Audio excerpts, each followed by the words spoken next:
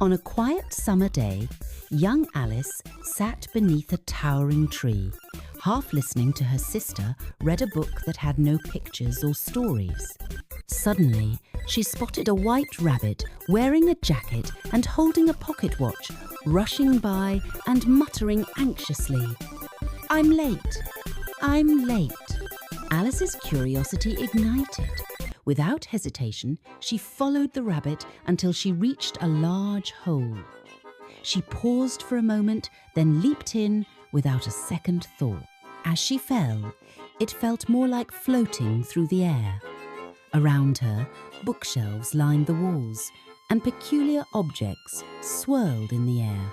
Finally, she landed gently on a floor covered in vibrant green grass. Alice stood up slowly and began to explore. She found herself facing a collection of locked doors. On a small table, she noticed a tiny bottle labelled "Drink Me." With cautious curiosity, she took a sip, and to her amazement, her body began to shrink until she was the size of a small bird. She squeezed through a tiny door and emerged into a whimsical world, bursting with colour and strange shape. As she wandered, marvelling at the sights, she encountered a grinning cat that appeared and disappeared at will. The cat warned her that this world was not what it seemed and urged her to tread carefully. Next, she stumbled upon a peculiar tea party. The Mad Hatter and his friend, the March Hare, were seated amidst scattered teacups and plates. They invited her to join, but their nonsensical chatter left her baffled. Despite the confusion, Alice found herself entertained by their eccentricity. Alice continued her journey and arrived at a garden filled with red roses.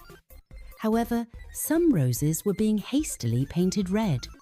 When she inquired why, the flowers whispered nervously, "The Queen only accepts red roses.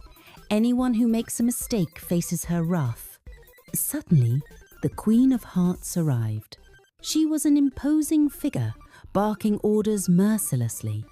She approached Alice and demanded, "Who are you, and why are you here?" "I'm Alice, just a visitor here." The Queen insisted Alice join a bizarre game of croquet, where hedgehogs served as balls and flamingos as mallets. Later, Alice found herself in a peculiar courtroom. The Queen accused her of stealing a cake. The trial was absurd, yet everyone seemed too afraid to question it. Feeling the injustice, Alice stood tall and declared, "Enough. This makes no sense. None of this is real." At that moment, the world around her started to crumble. Distant voices called out her name, and she awoke to find herself back under the same tree. But something had changed. With a smile, Alice gazed at the world around her, realizing that her adventure had taught her an important lesson. Curiosity and bravery can lead to the most extraordinary discoveries.